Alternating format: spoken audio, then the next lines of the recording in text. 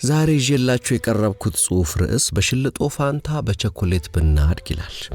ይህ ጽሑፍ ከበርካታ ዓመታት በፊት በአዲስ አድማስ ጋዜጣ ታትሞ በወጣበት ወቅት የብዙዎችን ልብ የነካ ሁላችንም የተመሰጥንበት አይረሴ ጽሑፍ ነበር። አሁን በእርግጥም ይህ አይረሴ ጽሑፍ ነው። በወቅቱ ያነበቡት ፈጽሞ ይረሱታል ብዬ አላስብም። እንደ እውነቱ ይህ ከስንት አንድ የሚያጋጥም ከእውነተኛ የሕይወት ገጠመኝ ተጨልፎ የቀረበ ምርጥ ታሪክ፣ ምርጥ ጽሑፍ ነው። ባለ ታሪኳ ሊያ ትሰኛለች። ገጠመኛዋና ተረዳሁት ያለችው እንደሚከተለው ይቀርባል። አብራችሁን ቆዩ። በቅርቡ ለሥራ ወደ ኔዘርላንድስ ተጉዤ ነበር። ረዘም ያሉ ቀናት የሚያስፈልጉት ስልጠና ቀመስ ስብሰባ የተባበሩት መንግስታት አዘጋጅቶ ኢትዮጵያን ወክለን ከሄድነው 4 ሰዎችን ያንዱ ነበርኩ። ምንም እንኳ በተለያየ ምክንያት ከኢትዮጵያ ወጣ ማለት ለኔ እንግዳ ጉዳይ ባይሆንም በዚህ ጊዜ ግን ልብን ወጠር የሚያደርግና እኛም በቸኮሌት ብናድግ ኖሮ የሚያሰኝ ጉዳይ ከተለያዩ አገሮች ከመጡት የስብሰባው ተሳታፊዎች ቢገጥመኝ በቃ ይህን ጉዳይ ላካፍላችሁ ወደድኩ። የማወራላችሁ ስለ 4 ሰዎች ነው። እነዚህ 4 ሰዎች ማርታ ዱክላሬ ላቪኝ፣ ሲዮ ቪኮፌራ፣ ብሪያን ዊሊያምስ እና ጂኤል ይባላሉ። ማርታ ፈረንሳያዊት፣ ሲዮ ኢጣሊያዊ፣ ብሪያን አሜሪካዊ ሲሆኑ ጂኤል ደግሞ የፖላንድ ሰው ነው። ዝርያው ግን አይሁድ ነው። እኔም እዚያ የቆየሁባቸውን 46 ቀናት በተለይም ከመጀመሪያዎቹ 11 ቀናት በኋላ የነበሩትን ቀናት ከመኝታ ሰዓት በቀር ያለውን ሁሉንም ማለት ይቻላል አብረን ነበር የምናሳልፈው።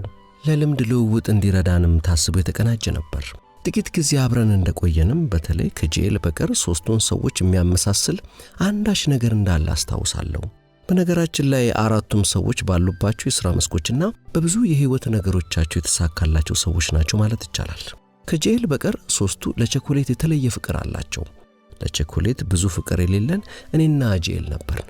ታዲያ ይህም ነገር እጅጉን ያስደንቃቸው ነበር።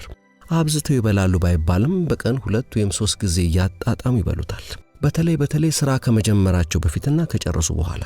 አንድ ቀን እየተዝናናን ሳለም እንዴት እንደተጀመረ በቅጡ ትዝ አይለኝም፣ ብቻ ስለ ራሳችን በግልጽነት እናወራ ነበር።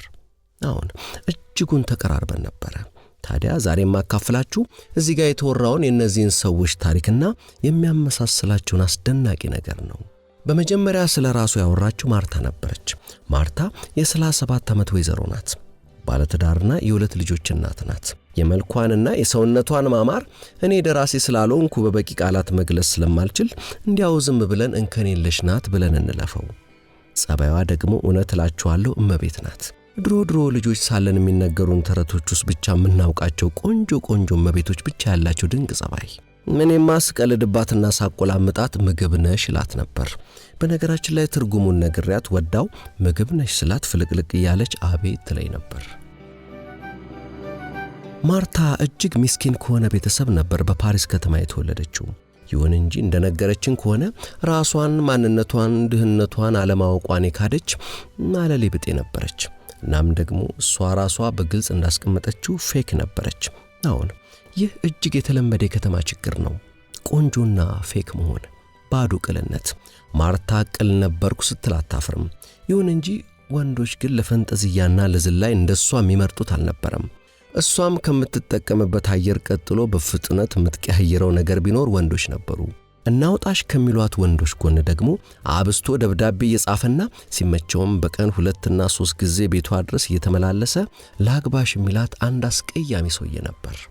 ስለዚህ ሰው ስታወራም አይደለም ላገባው ቁጭ ብዬ ላወራው የሚቀፈኝ አይነት፣ ፊቱ ፈንጣጣ የበላው የመሰለ፣ አለባበሱ የጅል፣ እጆቹ ከብረት የጠነከሩ፣ ውበት ብሎ ነገር ያልፈጠረበት፣ ጥርሶቹ ለማኘክና ለመቀርጠፍ ብቻ የተፈጠሩ ይመስል ሲስቅ አየሁት የሚል ሰው የማይገኝለት ጉስጉስ ያለና በአጠቃላይ አባቴን የመሰለ ሰው ነበር። ታዲያ አንድም ቀን እንደ ሰው ቆጥሬ አናግሬ ወይም ደግሞ ደብዳቤዎቹን አንብቤለት አላውቅም ነበር። አሁን ባዶ ኩሩ ነበርኩ። አንድ ቀን ታዲያ ከተለመደው ዝላይ ድክምክም ብዬ አልጋዬ ላይ ገብቼ ጋደም ከማለቴ እናቴ በጣም ትልቅ ፖስታና እንደተለመደውም አንድ ቸኮሌት አምጥታ ሰጠችኝ። ቸኮሌቱን በተለመደው ትዕግስት አልባ አከፋፈቴ ቅድድድ አደረኩና እሱን እያጣጣምኩ ተመልሼ ልጋደም ስል ይሄ ደግሞ የአፍቃሪ ሰውዬ እንድሰጥለት የሰጠኝ ነው ብላ ፖስታውን ሰጠችኝ። አሳቀኝ። እውነት እላችኋለሁ 2 ኪሎ ይሆናል። በትልቁ ፖስታ የታጨቀ 128 ገጽ ያለው የፍቅር ደብዳቤ ነበር። ፖስታውን ከፍቼ እንዳየሁት ግሽግሽ እያልኩ ልገልጠው ስል እናቴ ማርታ የዚህን ሰውዬ ስንት ደብዳቤዎች አቃጠልሽ? ስለምንስ ነው ሰነፍ የምትሆኚው? ሳታገኙስ እንዴት ትጠይዋለሽ? ሰውየውንስ ሳታናግሪው ለምን ትጸየፊዋለሽ? አንድ ነገር አስታውሺ፣ ሁልጊዜ ቸኮሌት ስሰጥሽ ምን እንደምልሽ አለችኝ። ከዛም ንገሪኝ፣ ቸኮሌት ስሰጥሽ ምን እልሻለሁ አለችኝ። እንጃ አልኳት። አስታውሺ ብላ እናቴ አንባረቀችብኝ። በ26 ዓመቴ ለመጀመሪያ ጊዜ እናቴ የኔ ግልብነት እንደመረራ ታወቅኩኝ። ደግሞም ቸኮሌት ስሰጥሽ ምን እንደምልሽ አስታውሺና አሁኑኑ ንገሪኝ አለችኝ። እናቴ እንደዛ ስትቆጣኝ አይቻት አላውቅም። በእርግጥም እናቴ ሁሌ ቸኮሌት ስትሰጠኝ ምን እንደምትለኝ እንዴት ረሳዋለሁ? እንደዚህ ነበር የምትለኝ፣ ማርታ life is like a box of chocolate you never know what you will get until you see it ነበር የምትለኝ። ማርታ ሕይወት ልክ እንደ ቸኮሌት እሽግ ነች። እሽጉን ከፍተሽ ውስጡ ምን እንዳለ እስክታይ ድረስ ምን እንዳገኘሽ ማወቅ አትችይም እንደማለት። ይህን ከነገርኳት በኋላ ታዲያ ይሄ ከዚህ ደብዳቤ ጋር ምን አገናኘው ስል ጠየቅኳት። አሁን ይገናኛል አለች እናቴ። ሰውየው እንደ ቸኮሌቱ መጠቅለያ ሲሆን ውስጡም ቸኮሌቱ ነው። የቸኮሌቱን ጣዕም በሽፋኑ ብቻ መናገር እንደማትችይው ሁሉ ሰውየውንም ገልጠሽ እስክታዩ ድረስ ስለሱ መናገር አትችይም። ስሚው፣ ሽፋኑ ቢያስጠላሽም አድምጪው፣ እስከ መጨረሻም አድምጪውና ለራስሽ ፍረጂ። ቀርበሽ ያላየሽውን ሰው መውደድ ካልቻልሽ መጥላቱስ እንዴት ሆነልሽ? ማርታ life is like a box of chocolate you never know what you will get until you open it ብላ ትታኝ ወጣች። ደብዳቤውንም ገና ከመጀመሪያው እየቀፈፈኝ እየሰለችኝ ማንበብ ጀመርኩ። አሁን ወደ ውስጡ በዘለኩ ቁጥር ግን ሌላ ነገር ነበረ። እመኑኝ፣ ደብዳቤውን አንብቤ ከጨረስኩ በኋላና ከማንበቤ በፊት የነበረችው ማርታ ግን ሌላ ነበረች። ሰውየው በደብዳቤው ራሴን ፍንትው አድርጎ አሳየኝ። በመጀመሪያም ከማንም ሳይሆን ከራሴ አስታረቀኝ፣ ከራሴው ጋር አስተዋወቀኝ። ለኔ የነበረውም ስሜት ተራና የተለመደው ሳይሆን ይልቅስ ፍቅር ነበር። ኋላም መቼስ ሐቅ ያንቄለ እናም እያነቀኝም ቢሆን ሰውየውን ቀርቤ ያየሁት፣ ማወራሁት፣ አናገርኩት። አሁን እንደሱ አይነት ባል በዚህ ሰፊ ዩኒቨርስ ውስጥ ያለ አይመስለኝም። ለካ የሰውየው መጠቅለያ ብቻ ነበር ያልጣመኝ። ፍቅሩም እውነትን መሰረት ያደረገ ነበርና እውነትን በፍቅር እየያዘ መራር የሆኑ የሚያንገሸግሹ የህይወትን የእውነትን ክብሎች ያስውጠኝ ጀመር። በህይወቴም መሽቶብኛል ብዬ የተውኳቸውን ነገሮች ማግኘት መሆን እንደምችል አስተማረኝ።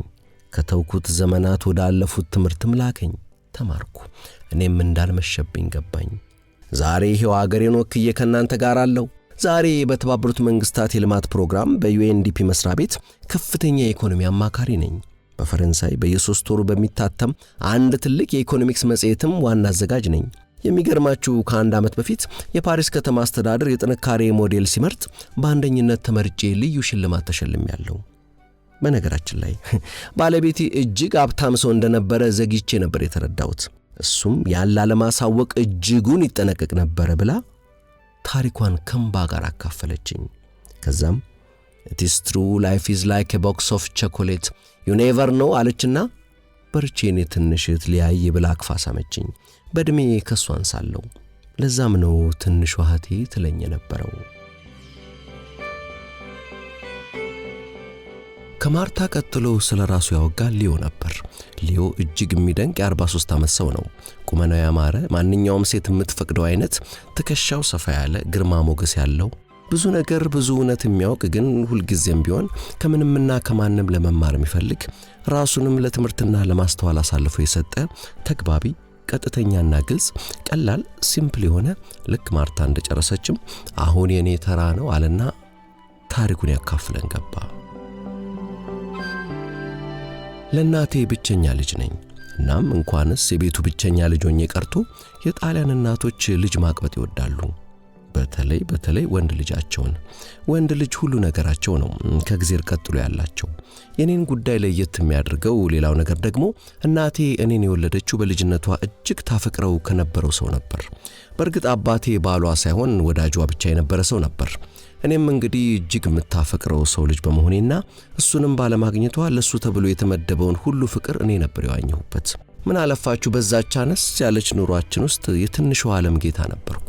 በእድሜም ከፍ እያልኩ ስመጣ እናቴን ለመደጎም አንዳንድ ስራዎችን መስራት ጀመርኩ። በአብዛኛው የምሰራውም ከብረት ጋር የተያዙ ስራዎችን ነበር። እጆቼ በብረት ፍቅር የተነደፉ፣ ልቤም ለብረት የተንበረከከ ነበር። ለኔ ዓለም ሁሉ ብረት ትመስለኝ ስለነበር በዛው ስራ ቀጠልኩበት። እናቴ እኔንና ራሷን ታኖር የነበረው ሹራብና ከክር የሚሰሩ የእግር ሹራቦችን፣ የእጅ ጓንቶችን፣ ኮፍያዎችንና የመሳሰሉትን ሰርታ በመሸጥ ነበር። ታዲያ አንድ የክረምት ቀትር ላይ ምሳዬን በልቼ ወደ ሥራ ለመመለስ ቤቴ ስመጣ እጅግ አሳዛኝ ነገር ገጠመኝ። በዛን ጊዜ 23 ዓመቴ ነበር። እስከዛን ቀንም ሆነ ከዛም በኋላ እንደዛን ቀን ደንግጬም ሆነ አዝኜ አላውቅም። አሁን እናቴ ለምሳ የሚሆኑ አንዳንድ ነገሮችን የተለመደውን የኔን ቸኮሌት ለመግዛት ከሄደችበት ስትመለስ የሹራብ መስሪያ ማሽኗ ከቤቷ ተሰርቆ ጠበቃት። እኔም ምሳ ልበላ ስመጣ የማሽኑ መሰረቅ ከተሰበረ የእናቴ ልብ ጋር ጠበቀኝ። የኔም የጎረምሳ ልብ አብሮ ተሰበረ። ወዲያውኑ ፖሊስ ጣቢያ ጉዳዩን ለማመልከት ሄድኩ። እንግዲህ አጋጣሚ ነበር የህይወቴን አቅጣጫ ሙሉ በሙሉ የቀየረው። ፖሊስ ጣቢያ ደርሼ ተራዬ ደርሶ ጉዳዩን ለማስመዝገብ የተወሰነ ደቂቃ መጠበቅ ነበረብኝ። እናም የመጠባበቂያው ክፍል ውስጥ እንዳለን ከፊት ለፊት የተቀመጠው ሰውዬ ፍጥጥ ብሎ ያየኛል። አስተያየቱም ውስጥ ትንሽ አድርጎ የሚመለከተኝ መሰለኝ። ጠመድኩት። ድንገት ደግሞ ናንተ ልጅ አለና ጠራኝ። ከዚያም ከኪስ ውስጥ የመኪናውን ቁልፍ አውጥቶ መኪናዬን ደጅ ታገኛታለህ፣ በዚህ ቁልፍ ክፈታትና ከኋላ ወንበር ላይ ያለውን መጽሔትና ቸኮሌት ይዘና ብሎ አዘዘኝ። ደነቀኝ። በህይወቴ ማንም ሰው እንዲህ ዝቅ አድርጎ አይቶኝ አያውቅም። አሁን እኔ የቤቴ አውራ፣ የሰፈሬ አውራ፣ የትምህርት ቤቱ አውራ ነበርኩ። ሁሉን ነገር እንደማውቅ ብቻ የማውቃቸውን ትናንሽ መጨበጫ የሌላቸውን ነገሮችም ጮክ ብዬ ማውራትም ወድ ምስኪን ነበርኩ። ሰፈርም ሆነ ትምህርት ቤት ለሚጠየቁ ለሚነሱ ማናቸውም ጥያቄዎች በሆነ መንገድ ሲወራለት እንጂ በአካልም ማላውቀውን ስለሱ እንጂ እሱንም ማላውቀውን ለተወለድኩባት ከተማ ለፍሎረንስና ለጣሊያንም በጠቅላላው ድንቅ ሥራ የሠራውን አባቴን እጠራለሁ። ከዛም የሚገርማችሁ ጥያቄውን ባልመልስም ችግር የለውም። በጠቅላላው ጥሩምባ ብጤ ነበርኩና ማንም ኃይል ይለኝ ሊያዘኝ የሚደፍር አልነበረም። ብዙ ጥሩ ነገር ስለሰራው በእናቱ አባት በኩል የግሪክ ደም ስላለው ስለማላውቀው አባቴ ስለ አመለካከቱ፣ ስለ ድንቅነቱ ሳወራም የእናቴን የእግር ሹራብ ሰሪነት በቀላሉ ረሳው ነበር። ስለሱ እያወራሁም ነግቶ መሽቶ ሊነጋ ይችላል። የሚገርማችሁ እኮ አባቴ ልጅ እንዳለው ያወቀው ከተወለድኩ ከረጅም ጊዜ በኋላ ነበር አሉ። ከአባቴ ይልቅ በሱ ሥራ በሱ ትላንት እኔ ብዙ ቢራ የተጋበስኩበት፣ ብዙ ቲያትሮችን በነጻ በክብር ያየሁበት፣ ብዙ ድንቅ ሰዎችን ተከብሬ የተዋወቅኩበት በደፈናው ከሱ ይልቅ ጮክ ብዬ በኩራት ያወራው መሆኑ ነው። እሱ ግን ሁሌም አለመስራቱን፣ ሁሌም ገና መልፋት፣ ብዙ መስራት የሚቀረው መሆኑን እንዳሰበ ነበር አሉ የሞተው። አሁን ደካማ፣ ትዕቢተኛ፣ ኩሩ ነበርኩ። በዛ ላይ ደግሞ ውሎዬ ሁሉ ከብረት ጋር መሆኑም ብረት ማጣመም መቻሌም ነገሮችን ሁሉ መግዛት የምችል እንዲመስለኝ ሳያደርግ አልቀረም። እናም ታዲያ ያ ሰውዬ ሲልከኝ መደፈሬ፣ መናቄ ቆጠቆጠኝ። የሚገርማችሁ ሰውየው ሊልከኝ ሲጠራኝ የእናቴን ስም ጠርቶ የሷ ልጅ ነህ አይደል አለኝ። እኔም አሁን ብዬ የአባቴን ስም ልነግረው ስል በንቀት እያየኝ በእጁም በቃ አይነት ምልክት አሳይቶኝ ትእዛዙን አስከተለ። እውነት እላችኋለሁ ምን እንደነካኝ አላውቅም። በ23 ዓመቴ ለመጀመሪያ ጊዜ ታዘዝኩ። እናም ሄጄ የተባልኩትን መጽሔትና ቸኮሌት አመጣው። እንደሰጠሁትም ጎኑ እንድቀመጥ በምልክት እያዘዘኝ ተቀበለኝና ሊዮ life is like a box of chocolate you never know what you will get until you unwrap it አለኝ። የሚገርም አጋጣሚ። እኔም ቸኮሌቱን ካየሁበት ሰዓት ጀምሮ በውስጤ እለው የነበረው ይህንኑ ሰውየው ያለውንና እናቴም ቸኮሌት በሰጠችኝ ቁጥር ከብዙ ፍቅር ጋር አይኔን እያየች በዜማ የምትለውን አገርኛ አባባል ነበር። እናቴ ሁሌ ቸኮሌት ስትሰጠኝ ሊዮ ሕይወት እንደተጠቀለለች ቸኮሌት ናት፣ በእርጋታና በጥንቃቄ ከፍተህ እስክታየው ምን አይነት ቸኮሌት እንደሚገጥም እንደማታውቀው ሁሉ ሕይወትም እንዲሁ ናት ትለኛለች። ለመጀመሪያ ጊዜ ምን ማለት እንደሆነ በዛን ቀን አስተዋልኩ። ይሁን እንጂ ይህ ሰው በዋዛም ይለቀኝ አልሆነም። እኔ ማውራትን እንጂ በሕይወቴ መስማት ይሉት ነገር ለሌለኝ ለሊዮም የመናገር ዕድል ሳይሰጠኝ በተለያየ መንገድም ብዙ ማወቅ እንደሚጠበቅብኝ የአባቴ ትላንት ጥገኛ ብቻ እንጂ በራሴ ምንም አለመሆንን አሳየኝ። እውነት እላችኋለሁ ትልቅ ፊኛ የሆንኩ ያክል ራሴ ቀለለኝ፣ መሞትም አማረኝ። በመሃልም የእናትህ ማሽን እንደተሰረቀባት አንተም እሱን ልታስመዘግብ መምጣትን አውቃለሁ፣ ግን ቢሆንም ምስቲና አንድ ቦታ ደርሰን እንምጣለና ያ ቀንድ የመሰለ ሰውዬ ይዞኝ ወጣ። ተከተልኩት።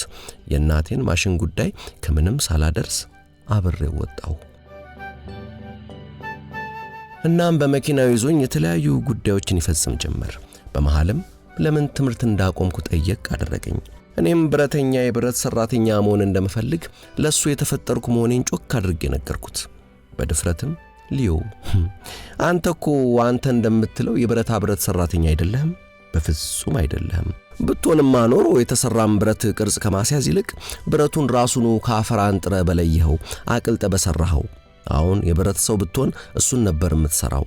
አንተ እኮ አሁን በማሽኖች በመታገዝ አንዴ የተሰራውን ብረት ነው ደጋግመ የምትሰራው አለኝ። ለሁለተኛ ጊዜ ጭንቅላቴ ባዶ ሆነብኝ። በመቀጠልም አየሊው አንተ በታላቁ አባት ጥላ ስር ራስን ሸሸክ። በርሱ ትናንትናም ራስን ቀብራ አደክ። በቤት በትምህርት ቤትም አውራ ሆነ ኖርክ። እድሜ እየገፋ ሲመጣም ይፍላጎት አብሮ ገፋ አብሮ አደገ። በጣም ሲያድግ ደግሞ በቁጥጥሩ ስራ አደረገ። ስለዚህም እውነተኛው ማንነትህ በሰው ዘንድ አንሶ ስለሚታይ የበላይነትን አውራነትን በብረት ለመወጣት ፈለክ። ብረት ማጣመምህንም ሁሉንም የመቻል ብቸኛ ማረጋገጫ አደረከው። እውነትን ነው። ሰዎችን ሁሉ በፈለከው መንገድ ነርታቸዋል። በትናንትናም ፀሐይ አጥበርብረሃቸዋል። የግሪክ ፍልስፍና በደም ለመኖሩ የአባትን ወላጆች ስም ጠርተሃል። ለሃይማኖትም ትባት የአባትን ስም አስመዝግበሃል። ነገር ግን ሊው አንድ ያላጣጣምከው ወይም ያላቃናኸው ወይም ያልገራኸው እንደውም ፍጹም ልብ ያላልከው አንድ ሰው አለ። ፍጹም ያላወቅከው አለኝ። ደንግጬ ጉሮሮዬ በደረቀበት ሰዓትም ምንም ብዬ መመለስም መከራከርም በማልችልበት ሰዓት አሁን ሊዮን ታውቀዋለህ ሲል በድንገት ጠየቀኝ። እውነት እላችኋለሁ ሊዮ ሲል እኔን ይሁን ወይም ሌላ ምንም የማውቀው ነገር ስላልነበረኝ እንደማላውቀው ራሴን በማነቃነቅ መለስኩለት። ወዲያውም አሁን ሊዮን አታውቀውም፣ ራስን አታውቀውም። አንተ የብረት ሰው አይደለህም። አንተ ያስተዳደር ሰው ነህ። አንተ መሪ ነህ። አንተ ንጉሥ ነህ ሊዮ። አሁን ሰዎችን ለመምራት ደግሞ የግድ ዙፋን ላይ መቀመጥ የለብህም። መምራት ቀድሞ የመረዳት ውጤት ነው፣ የማየት ውጤት ነው። መልካም ተጽዕኖ ማድረግ ማለት ነው ሊዮ መልካም ተጽዕኖ ደግሞ ከታችም ቢሆን ወደ ላይ መፍሰስ ይችላል። ስለሆነም በራስ ላይ ጫንከውን የብረት ቀንበር ስበርና ራስን ሁን ሊዮ አለኝ።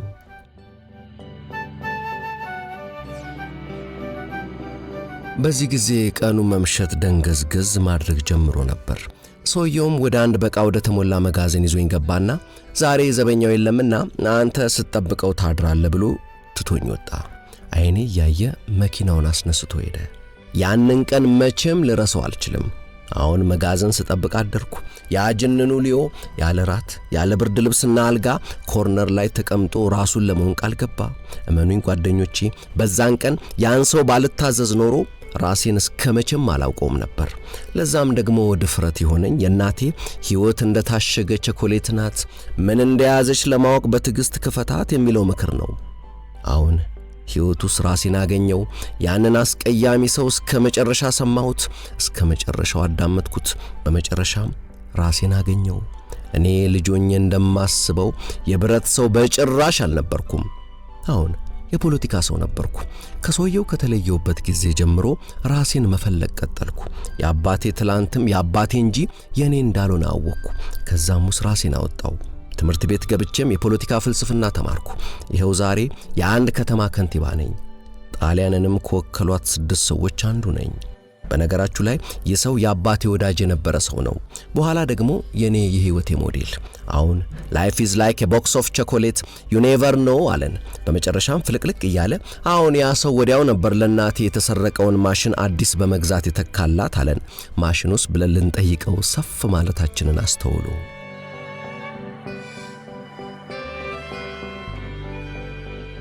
ልክ ሊዮ የራሱን ታሪክ አውግቶን እንዳበቃ ተሻምቶ መድረኩን ከተለመደውና ከማይጠገበው በራስ የመቀለድ ልዩ ተሰጥኦ ጋር የተቆጣጠረው ሽማግሌው ብሪያን ነበር። ብሪያን ከአብዛኛዎቹ የሥልጠና ተሳታፊዎችና ከኛም ግሩፕ በእድሜ ገፋ ያለ ስለነበርና ራሱም ደግሞ ብዙ የህይወት ሰልፍን ገንድሼ ጥያለሁና እድሜን አከብረዋለሁ ስለሚል ራሱንም አዛውንቱ እያለ ስለሚጠራ እኛም አዛውንቱ ነበር ምንለው። ፈጣሪ ያለ ሰው በ57 ዓመቱ እንደዚህ ጠንካራ እንዲህ ለዛ ብቻ ሲሆንና በህይወት ፊትም ወጣት ሲሆን ማየት እንዴት ደስ ይላል። በርግጥ እኔ ከሁለታችሁ የአውሮፓ ቅምጥል ወጣቶች በብዙ ለያለሁ አለና አይናችንን እያየ እናንተ የእናቶቻችሁ ተረቶች ለራሳችሁ እየተተረከላችሁ ቸኮሌቶቹን ስትበሉ፣ እኔ ግን በጊዜ በተለይም እኔ ተወልጄ ላደኩባት ትንሽና ደሃ አሜሪካ ከተማ ቸኮሌት ብርቅ ውድና ብዙም ያልተለመደ ከመሆኑ በተጨማሪ አልፎ አባቴ ለሥራ ወደ ከተማ ሲወጣ ከረሜላ ወይም ቸኮሌት ቢያመጣም ለኔ አይሰጠኝም ነበር። ተረቶቹም ለኔ ሳይሆን ከኔ በላይ ለነበሩት 6 ወንድሞቼ 2 እህቶቼና ከኔ በታች ለነበረው ብቸኛ ወንድሜ ነበር የሚናገሩት። ይገርማችኋል፣ ለምን እንደሆነ አላውቅም፣ እናትና አባቴ ለኔ ብዙ ፍቅርና ግድ አልነበራቸውም። በእኛ ሀገር እንዲህ ያለውን ሰው የቤቱ ጥቁር በግ ብላክ ሺፕ ኦፍ ዘ ፋሚሊ እንለዋለን። እኔም እንግዲህ ራሴን ከማስታውስበት ጊዜ ጀምሮ የቤቱ ጥቁር በግ ነበርኩ። ምንም እንኳን እናትና አባቴ ከዛች ደሃ የአሜሪካ ገጠር ኑሮ ጋር ሲወዳደሩ ከመካከለኛው ትንሽ ዘለግ የሚሉ ቢሆንምና ለአንዳንድ ስራዎች ሰው መቅጠር የሚችሉ ቢሆንም ጥቁር በግ እስካለ ድረስ መቅጠር አያስፈልጋቸውም ነበር። በነገራችን ላይ ቤተሰቦቼ ገበሬዎች ነበሩ። እናም እንግዲህ ከትንሽነቴ ጀምሮ የከብቶችን ውሃ ከጉድጓድ ማውጣት፣ ከብቶችን ማጠብ፣ ፈረስ መግራትና የመሳሰሉት አታካች ስራዎች የኔ ነበሩ። የሚገርማችሁ ታዲያ ስራዎቹ ሁሉ በደም ስሮቼ ውስጥ ያሉ እስኪመስሉ ድረስ በፍጹም ጥንቃቄ፣ በፍጹም ንጽህና፣ በፍጹም ብቃት ያለመታከት እሰራቸው ነበር። ብዙ ስራዎች ላይም አባቴን ጨምሮ የሚወዳደረኝ መታጣት የጀመረው ገና ከልጅነቴ ነበር። አባቴ እነዛን ከረሜላና ቸኮሌቶች ሲያመጣ የሚሰጠው ለእናቴ ነበር፣ ከልዩ ትእዛዝ ጋር የቱ ለማን ወይም ደግሞ ለማን ምን ያክል እንደሚደርስ እያስረዳ። እናቴ ደግሞ የሚገርማችሁ ቸኮሌት አሰጣጧ ከልጆቿ ጋር ባላት ቅርበት የሚለያይ ነበር። ለምሳሌ ስዕል ለሚወደው ስዕል ሲሰራ፣ መኝታ ለሚወደው በተኛበት፣ ስፖርት ለሚወደው ስፖርት በሚሰራበት ሰዓት ያሉበት ድረስ እየሄደች ከእንቅልፍ መቀስቀስ ያለበትን እየቀሰቀሰች ምን አለፋችሁ ብቻ ራሷን ከየሁኔታው ጋር እያዛመደች ላይፍ ኢዝ ላይክ ኤ ቦክስ ኦፍ ቾኮሌት ስዊቲ ዩ ኔቨር ኖ እያለች ትሰጣቸዋለች። ይገርማችኋል፣ በተለይ በተኛንበት መታ ከጎኔ ለሚተኙት ወንድሞቼ ስትሰጣቸው ብሪያን ያምረው ይሆናል የሚለው ሐሳብ አንድም ቀን ውል ብሏት አያውቅም። እያደግኩ ስሄድም መዝሙሩም ሆነ ተረቱ ለኔ ሳይሆን ለታላላቆቼና ለብቸኛው ታናሼ ብቻ የተሰሩ ይመስለኝ ነበር። በእርግጥ ሕፃን እያለሁ ግን መቼ ይሆን የሚዘመርልኝ እያልኩ እናፍቅ ነበርና አባባሉን አዘውትሬ እለው ነበር። እውነት ነው፣ ሕይወት እንደታሸገ ቸኮሌት ናት። ምን እንደያዘች ለማወቅም በትዕግስት መግለጥ መፍታት ያስፈልጋል። ሕይወት ለአዛውንቱ ብሪያን መቼም ቀላል ዋዛ ሆና አታውቅም። ወዳጆቼ፣ ለኔ እዚህ መድረስ እናቴ ለልጆቿ ቸኮሌት ስትሰጥ የምትለው አባባልና አንድ ወቅት የከብት መኖ የሸጥኩላቸው አዛውንት የዘመሩልኝ መዝሙር ትልቅ አስተዋጽኦ አላቸው። የአዛውንቱን መዝሙር ኋላ ዘምርላችኋለሁ። አባቴ ለቤተሰቡ በጠቅላላው እጅግ ጥሩ ነበረ። በይበልጥ ለኔ ግን ደንታ የነበረው አልነበረም። ገና ከሕፃንነቴ ጀምሮ ለታላላቆቼ የማይሰጠውን ወደል ሥራ እያዘዘኝ አውቃለሁ ትችለዋለህ ይለኝ ነበር። ከዚህም የተነሳ ሕይወቴ በፈተናዎች የተሞላ ነበር። አሁን ታዲያ እነዛን ፈተናዎች በመውደዴ እጅጉን ደስተኛ ነኝ። ለኔ ፈተናዎች፣ ችግሮች፣ ኃላፊነቶች የእድገቴ መሰላሎች ነበሩ። አንድም ፈተና አልፈራም ነበር። ምክንያቱም የሕይወትን ቸርነት፣ የሕይወትን ጨዋነት ገና በጠዋቱ ነበር የተማርኩት። እመኑኝ፣ ሕይወት ማንንም ከሚችለው በላይ አትፈትነውም።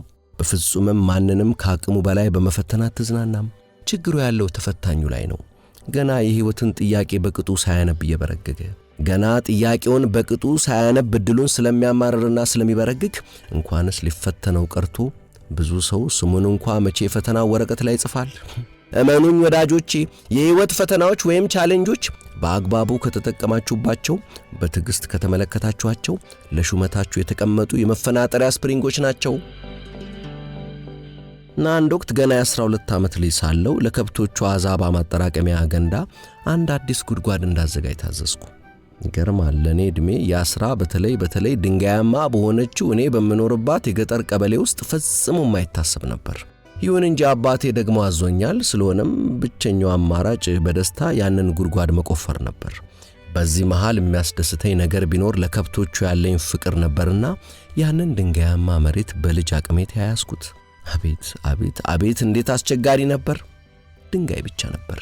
እናም በሁለተኛ ሳምንቱ ጥሩና ጠለቅ ያለ ጉድጓድ ቆፍሬ ጨረስኩ። በዚህ ጊዜ ደግሞ ስቆፍር ያወጣሁትን ድንጋይ በቅጡ ሸከፍ አድርጌ አስቀምጬው ነበርና ድንገት አንድ ሰው በዛ በኩል ሲያልፍ እጅግ በተመስጦ ድንጋዮቹን እየተመለከተ እንድሸጥለት ጠየቀኝ። ደንግጬ ዝም ብዬ ስመለከተው እምቢታዬን መግለጽ መስሎት ዋጋውን ከድንጋዩ ይልቅ በራሱ ላይ ከመረው። አሁንም ድንጋጤ ብሶ ቁጭ፣ እሱ ደግሞ ዋጋውን የባሰ ቆልሎ ቁጭ። ለካ ሰውየው ይህንኑ ድንጋይ ፍለጋ ከሩቅ ስፍራ የመጣ የህንድ ዲዛይነር ኖሯል። እኔም ድንጋይ የመሸጤን ነገር ለአባቴና ለእናቴ ልነግር ብዬ ምሽቱን ራት ተሰብስበው ሲበሉ ዛሬ እኮ ድንጋዩን ሸጥኩት ከማለቴ ያሰብኩትን ሳልጨርስ keep the penny with you ገንዘቡን ለራሱ ያዘው ሲለኝ አባቴ፣ እናቴ ደግሞ በቃ በሚል ምልክት እጇን ከላይ ወደ ታች በማውረድ አሳየችኝ። እኔም ደንግጬ ያንን ሁሉ ብር ቁጭ አደረኩት። አንድ ጊዜ ደግሞ የ14 ዓመት ልጅ ሳለው በእግሬ ወደ ከተማ ተላኩ። ያን ጊዜ ደግሞ እኔ ያለሁበትን ግዛት ጨምሮ በበርካታ የአሜሪካ ግዛቶች ኃይለኛ ድርቅ ተከስቶ ነበር አለና እኔን እያየ ሊያ፣ በነገራችን ላይ ድርቅ እኮ የኢትዮጵያና የአፍሪካ ብቻ ታሪክ አይደለም። ድርቅ በአውሮፓና በአሜሪካም ወቅቱን እየጠበቀ ይከሰታል። ልዩነቱ አውሮፓና አሜሪካ የሚከሰተው ድርቅ ረሃብ ደረጃ ላይ አለመድረሱ ነው። ምክንያቱም እነዚህ ሀገሮች በቂ ክምችት ስላላቸውና ዘመናዊ የግብርና ዘዴዎችን በስፋት ስለሚጠቀሙ ነው አለኝና እናም ያ ጊዜ ኃይለኛ ድርቅ የነበረበት እንኳንስ በኔ ዕድሜ ያለ የ14 ዓመት ልጅ በእግሩ የ8 ሰዓት መንገድ ሊጓዝበት ቀርቶ ቀን ከቤት መውጣት የማይታሰብ ነበር። አባቴ ግን የ8 ሰዓት መንገድ ተጉዤ የቴሌግራም መልእክት እንዳመጣለት አዘዘኝ። ከብዙ መታዘዝ ብዙ ማትረፍ እንደሚቻልና ከፈተናዎችም ጣፋጭን ድል ማውጣት እንደሚቻል ተምሬያለሁና ግስጋሴን ጀመርኩ። አንድ ተራራማ መንገድ ላይም እጅግ ደክሜ አረፍ እንደማለት ብዬ ሳለ አንድ ነገር አስተዋልኩ። ከመሬቱ የምትወጣ ትንሽ ውሃ ደነቀችኝ። እኛ አውራጃውስ ውሃ ሲፈልቅ ማየት የሚታሰብ አልነበረምና ጠጋ ብዬ አየኋት። አዎን ንጹህ የምንጭ ውሃ ናት። ፊቴን ተጣጥቤም ለመንገዴ ውሃ ይዤ ለመሄድ ተነሳው። በልቤ ግን ውሃውን በተመለከተ ብዙ ያሰብኩ ነበር። እጅግ ስለቸኮልኩና ወደ ቤቴ ተመልሼ ጉዳዩን ለቀበሌው አስተዳዳሪ እስካስረዳ በጣም ስለቸኮልኩ ቀሪውን መንገድ የጭነት መኪና ሊፍት ለመጠየቅ ወስኜ ወደ መንገዱ ከመውጣቴ አንድ የጭነት መኪና ቆመና ልጅ የላስቲክን ውሃ ስንት ነው የምትሸጠው ብሎ ጠየቀኝ። እኔም ሊፍት ከሰጠኝ 50 ሳንቲም ብቻ ብዬ ካፌ እንዴት እንደወጣ እንኳ እስካሁን የሚገርመኝን መልስ መለስኩለት። በጣም ተደስቶ 60 ሳንቲም ሰጠኝና ውሃዬን ጠጥቶ እኔንም ሸኘኝ። ከዛም የመታዘዜን ስጦታ ውሃዬን ለሾፌሮች መሸጥ ጀመርኩ። ብዙ ገንዘብ አገኘው። አሁንም ቁጭ አደረኩት። እመኑኝ ወዳጆቼ 15 ዓመቴ ላይ ከቤተሰቦቼ የበለጠ ጥሬ ብር ነበረኝ። አንዴ ደግሞ 15 ዓመቴ ገደማ አባቴ ለከብቶች መኖ እንድገዛ ራቅ ወዳለ ስፍራ ላከኝ። የዕቃ መጫኛ ጋሪ ይዤ ሄጄ ገዛሁና መኖን አድርሼ ወደ ስራዬ ሄጄ አምሽቼ ቤቴ ስመለስ አባቴ ያዘዝኩ መኖ ይሄ ስላልሆነ አሁኑኑ ሄደ ቀይረና ብሎ ቀጭን ትእዛዙን ሰጠኝ። መቼስ ምን አደርጋለሁ፣ መሄድ ብቻ ነው የነበረኝ እድል። በዚህ ጊዜም እናቴ ለልጆቿ የምትለው የቸኮሌት አባባል ጆሮዬ ላይ ደውል ነበር። አሁን ሕይወት እንደታሸገ ቸኮሌት ናት፣ ውስጡ ያለውን ለማወቅ በትዕግስት መፍታት ግድ ነው ነበር አይደል የሚለው ትዕግስት። እናም መኖን ጭኜ ለመመለስ በመንገድ ላይ ሳለው አንድ የሰፈራችን አዛውንት መኖ ለማምጣት ሲሄዱ ተገናኘን። የሚገርመው ነገር ቢኖር እሳቸው የሚፈልጉት መኖ አባቴ እኔ ላይ ሲለግም አልፈልግም ያለው ነበርና ጎሽ ገላገልከኝ፣ በልቤቴ አድርስልኝ፣ ከነማድረሻው ከፍልሃለሁ ብለው የኔ ዕቃ ጋሪ ላይ አብረን ተቀምጠን ለሕይወቴ መለምለም አስተዋጽኦ ያበረከተውን የእናቴን የተለመደ አባባል የመሰለ መዝሙር እየዘመሩልኝ አብረን ቤታቸው ሄደን መኖን አራገፍኩላቸው። አሁን አዛውንቱ ከዋናው ዋጋ በብዙ የሚበልጥ ነበር የከፈሉኝ። ከዚህ ሁሉ በኋላ 17 ዓመት ሊሞላኝ ጥቂት ቀርቶ ሳለ አንድ ወቅት ላይ በአንድ የምርጫ የውድድር ቅስቀሳ ላይ ተገኝቼ ነበር። እናም ለመመረጥ የሚፈልጉት ሁለቱም ሰዎች በተለያየ ጊዜ ህዝቡ እንዲመርጣቸው እንዲናደርጋለን ሲሉ የኛን ግዛት ወክሎ እንዲመረጥ አብዛኛው ህዝብ የሚፈቅደውን ሰው አንድ ቀን በአደባባይ ሞገትኩት። ብንመርጥ ምን ታደርግልናለህ ብዬ በምክንያት እንዲያስረዳን ጠየቅኩት። እሱም ልጅነቴን ተመልክቶ ትምህርት ቤት፣ መዝናኛና ክሊኒክ ወዘተ ብሎ ሊያልፍ ሲል የመለቀው አልሆንኩም። እኔም መቅደም አለበት ምለውን አቀረብኩ። ሳቀብኝ። ሰው ሁሉ ተዛበተብኝ። አሁን እንደኛ ላለች ትንሽዬ በረሃማ የአሜሪካ ግዛት በዛን ጊዜ መስኖ የማይታሰብ ነበር። ውሃ የለማ። ይሁን እንጂ እኔ የነገሩን መቻል የነገሩን ተግባራዊነት አስረድቼ የተሰበሰበውን ህዝብ ሕይወትና ትዕግስት ወደ አሳዩኝ ውሃ ይዤው ሄድኩ። ሰውየውም ቅድሚያ ለመስኖ እንደሚሰጥ ቃል ገባ። ህዝቡን መረጠው። እመኑኝ ወገኖቼ ያቺ ትንሽ በረሃ ዛሬ ትልቅ ገነት ወጥቷታል። እኔም ከዛ በኋላ ከቤተሰቦቼ ጋር ብዙ አልቆየሁም። ያጠራቀምኩትን ገንዘብ ይዤ ወጥቼ የራሴን ንግድ ጀመርኩ። አሁን ብዙ በማይባል ጊዜም ጥሩ ቱጃር ወጣኝ። በ33 ዓመቴም የዛች ግዛት አስተዳዳሪ ሆኜ ተመረጥኩ። በእርግጥ እኔ ከትምህርት ሳይሆን ከሕይወትን የተማርኩት እንደናንተ ዲግሪና ማስተርስ የለኝም፣ ግን በግዛቷ ስም ያቋቋምኩት ዩኒቨርሲቲ ኮሌጅ ፕሬዝዳንት ነኝ በአሁኑ ሰዓት። እናም ደግሞ ይሄው ልክ እንደናንተ ሁሉ እኔም አገሬን ወክዬ በዚህ ስልጠና ላይ አብሬያችሁ እየተሳተፍኩኝ ነኝ አለን። ይህን የሚመስል ታሪኩን ካጫወተን በኋላ በጨለማ ውስጥ ቀስ ብሎ ብድግ ብሎ ሲቆም ትቶን መሄዱ መስሎኝ እንዴ የኔንና የጄልን ታሪክ መቼ ሰማ መዝሙሩን ከማለቴ ማርታ ሊዮና ጄል ደግሞ እንዴ መዝሙሩን ዘምርልን እንጂ አዛውንቱ አሉት። መቼስ ሲስቅ ወጣት ነው የሚመስለው። ጣር እስኪይዘው ሳቀና ትግስት ብሎን መዝሙሩን በሚያምር ድምፁ ከሽማግሌ እጆቹ እንቅስቃሴ ጋር ተወጣልን። መዝሙሩን በግርድፉ ስተረጉመው ሕይወት ትግል ነው፣ ጦሩም የልቤ ትግስትና የእጆቼ ዘይት ነው። እጆቼም በርቱ በርቱ፣ ልቤም በርታ በርታ፣ ትግስት ያለቀቀን ወዳጅን ገደልከኝ። መለገምንም ስትለግም የፍቅርንም ወይን በግራዋ ስትለውስ ያን ጊዜ ምን ቀረኝ? መልካም ዕድልና መልካም አጋጣሚ ከሰው ልጆች ሁሉ ከፊታቸው ያልፋል። ንቁና ታጋሾች በትኩረት ያዩታል። ልቤ ታገስልኝ፣ ልቤ ታገስልኝ፣ ጠቢብም ሁንልኝ፣ በሽፋኑ ብቻ እንዲህ ነው አትበለኝ።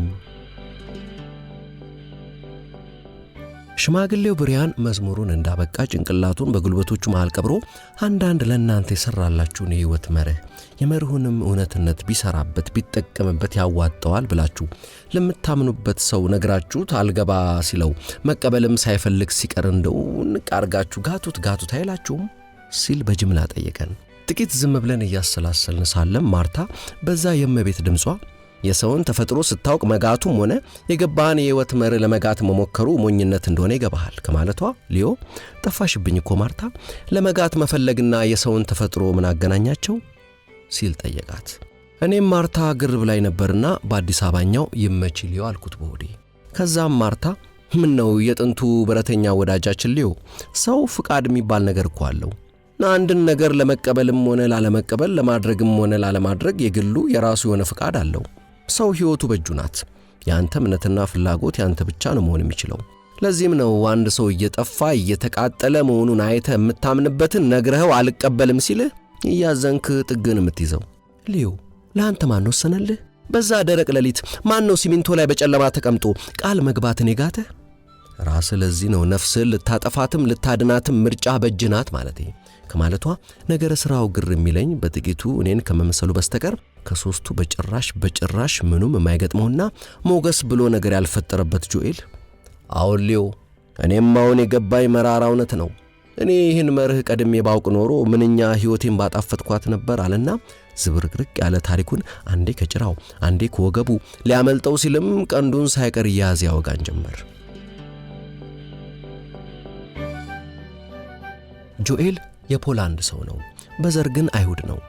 ደስታ ብሎ ነገር ያልፈጠረበት የተወለድኩት እጅግ አክራሪ ሃይማኖተኛ ከሆነ ቤተሰብ ነው። ሁሉም ነገር ለፈጣሪ ከተሰጠበት ቤተሰብ ውስጥ ነው የወጣሁት። ታዲያ ከልጅነቴ ጀምሮ አንድ ችግር ነበረብኝ። አሁን የእናቴ አብረውን ይኖሩ የነበሩት የእናቴ አባቴ አባባ ትልቁና የፈጣሪ የሥራ ድርሻ ይምታታብኝ ነበር። ለነገሩ አሁንም የሥራና የኃላፊነት ሁኔታችን ግራ ያጋባኛል። ወላጆቼ ያሳደጉኝ ጥግ መጨረሻ የሌላቸውን እንደመታገስ ነው፣ መቻል ነው፣ ይህም ያልፋል አይነት አባባሎችን ለእልሄ ማብረጃ ለንዴቴ ማስታገሻ እያስዋጡኝ ሲያስፈልግም እያጠጡኝ ነበር ያሳደጉኝ። ግን የማይገባኝ ነገር የእነዚህ ነገሮች ማብቂያ የት ነው ነው። ይሁን አሁን 51 ዓመት ሆኖኛል። እናቴ ግን አሁንም ትላቸዋለች። አባቴም እኔን አባባሎች መጠቀም ያቆመው ልክ እንደ አባባ ትልቁ ሕይወቱ ስታልፍ ነበር። የኔና የፈጣሪ ሥራ ድርሻ የበለጠ የሚምታታብኝ ደግሞ አንድ እንዲሆን የማንፈልገው ነገር ሲሆን ወይም ሲፈጠር ምን በደል ነው ወይም ምን በደልከው እባላለሁ። በተቃራኒው ደግሞ እጅግ የማፈቅረውን የታሪክ ትምህርት ሌት ተቀን አጥንቼ የለመድኩትን 100 ሳመጣ ታለው ሰጠህ ይሉኛል። እኔ ምንም ድርሻ የለኝም። በቃ ግር ይለኝ ነበር። ሽማግሌው ብሪያን አንተ በእውነትም የምትገርም ሰው ነህ። እውነት እልሃለሁ የዛሬን ቀን በሕይወት ዘመኔ ሁሉ አልረሳውም። ካንተም ከቢዮም ከማርታም ተመሬያለሁ። ከትንሿ ሊያም ማድመጥን ተመሬያለሁ። ሽማግሌው ብሪያን የምትደንቅ ሰው ነህ። እኔ እኮ ለሕይወቴ አለማማር ለነገሮች መዘበራረቅ ምከሰው የምወነጅለው አንድ አካል ሁልጊዜም አላጣም። አንተ ግን ያንን የመሰለ ምድረበዳ ደሃ ግዛት ውስጥ ተወልደህ አባትና እናትህ እንደዛ በአድሎ አሳድገው ያንን ሁሉ አልፈ ያንን ሁሉ ስታወራልን እንኳንስ ልትወቅሳቸውና ልትኮንናቸው ቀርቶ በምንም አላነሳቸውም። ጭራሽ አለማንሳት ደግሞ የጥላቻ እንዳልሆነን ያውቃለሁ። ያንንም አይዶን ትራንስፈር ብሌም ብለህ ገልጸዋል። ይገርማል። እኔ ለነገሮች መዘበራረቅ ሁል ጊዜ ተጠያቂ ማድረገው በመጀመሪያ የዘር ሐረጌን፣ ቀጥሎ ደግሞ ሀገሬን፣ ከዛ ደግሞ ቤተሰቦቼን ሲወርድ አስተዳደጌን በጭራሽ ኃላፊነቱን ራሴ ጋር አላደርሰውም። እናም ኃላፊነቱ እኔ ጋር ከመድረሱ በፊት የተፈጠረውን ነገር በቀላሉ መሸወድ እችላለሁ። ዛሬ ግን የተማርኩት ለካ በእነዛ ሁሉ ዘመናት ሰዎችን፣ ሁኔታዎችን በምክንያቶቼ ስሸውድ ራሴን ነበር ለካንስ ምሸውደው የማታልለው። አሁን እኔ እኮ ዘመኔን ሙሉ ለስተቶቼ ለጥፋቶቼ የነገርኳቸውን አብይ ምክንያቶች እያስቀደምኩ የተለያዩ ሰበቦችን ምክንያቶችን በመደርደር አንቺን፣ አንተን፣ እናንተን ሁኔታዎችን ማሳመን ክርክሩን መርታት ነበር የምፈልገው። አለመሸነፍ ነበር የምፈልገው። አሁን ከልጅነቴ ጀምሮ በእድሜ በብዙ የሚበልጡኝንና መምህሮቼን ጭምር ተናግሬ ማሳመን እችል ነበር። ይህም አብሮኝ አደገ።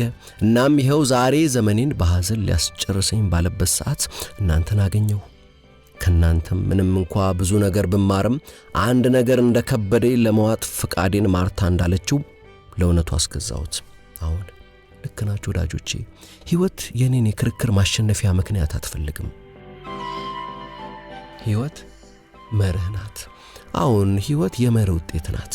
ልክ ናችሁ። ዛሬ ላለንበት የሕይወት ሁኔታ ዋነኛ ምክንያቱ ወይ አውቀን ባደረግናቸው ነገሮች ሳቢያ አሊያም አውቀን ባላደረግናቸው ነገሮች ሳቢያ ወይም ደግሞ ሳናውቅ ባደረግነው ነገር የተነሳ ነው እዚህ ያለ ነው።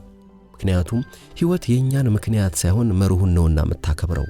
አሁን ወደ ኋላ ዞር ብዬ ስመለከት አንድ ጊዜ የመጀመሪያ ዓመት የኮሌጅ ተማሪ ሳለሁ ያልተተኮሰ ሱሪና ሸሚዝ ለብሼ እናቴ ተመልክታ ስትቆጣኝ የተለያየ ምክንያት እየሰጠው ስሞግታት ጆኤል የኔ ልጅ ብታሳምነኝም ባታሳምነኝም ልጄ ነህ እወድሃለሁ፣ ግን አንድ ነገር ልብ በል፣ ራስን ብቻ ያሞኘህ ነው ያለኸው። ዛሬ እኔን ነገ ሌላውን ከዛ ሌላውን ታሳምን ይሆናል።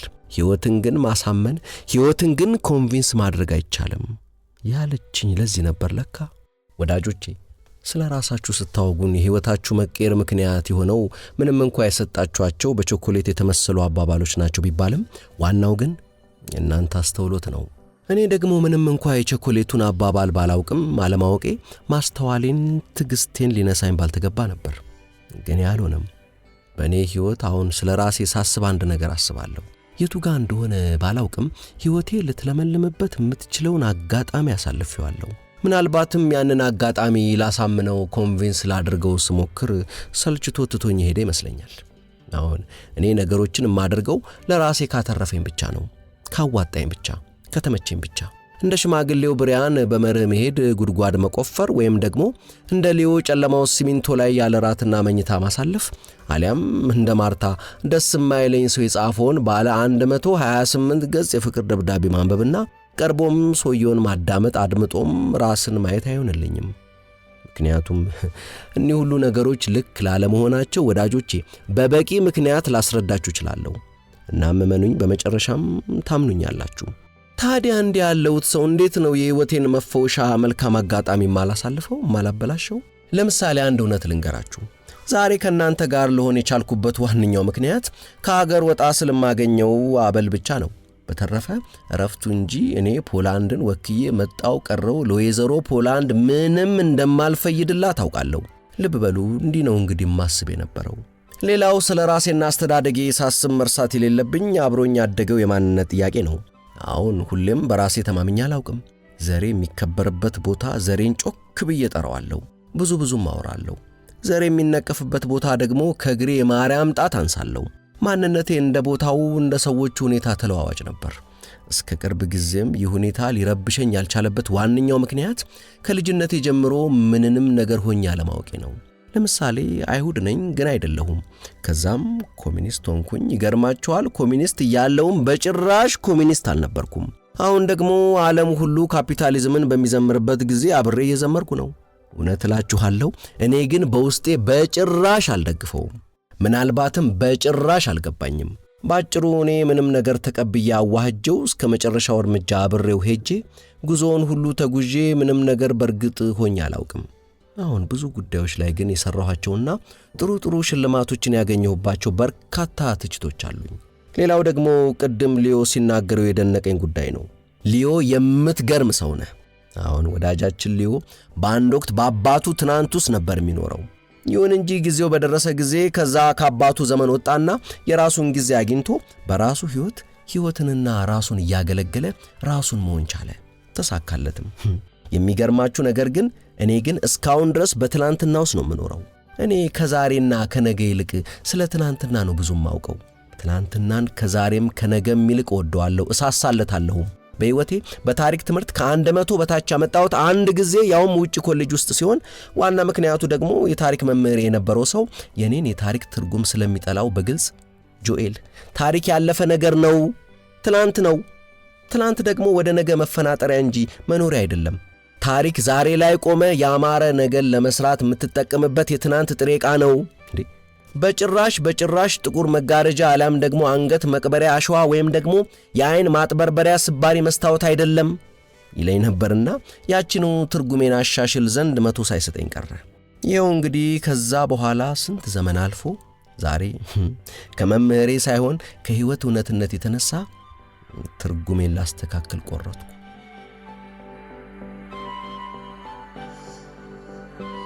እንግዲህ ለኔ ዛሬ ነው ሕይወት እንደታሸገ ቸኮሌት እያላችሁ የነገራችሁኝ አባባል እውነት የሆነው።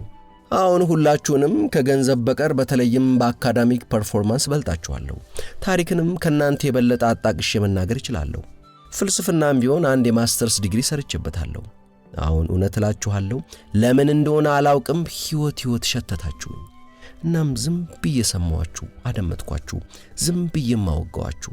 ለመጀመሪያ ጊዜም በትዕግስት የጅል የመሳሰሉ የሶስት ሰዎችን ታሪክ ሰምቼ ለመማር በቃው።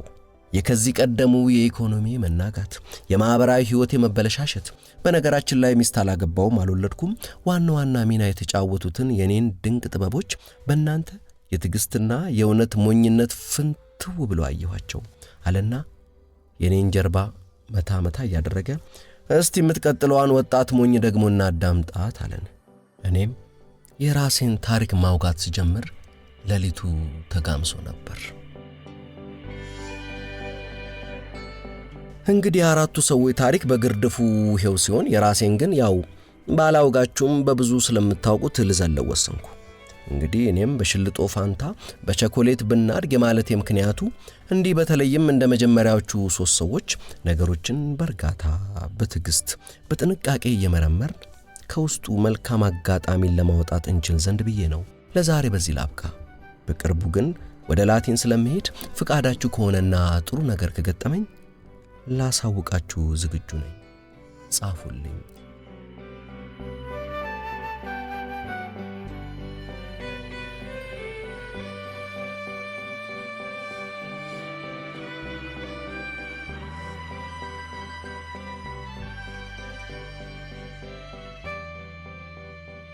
ውድ የቻናሌ ተከታታዮች የሰማችሁትን እንደወደዳችሁ ተስፋ አድርጋለሁ።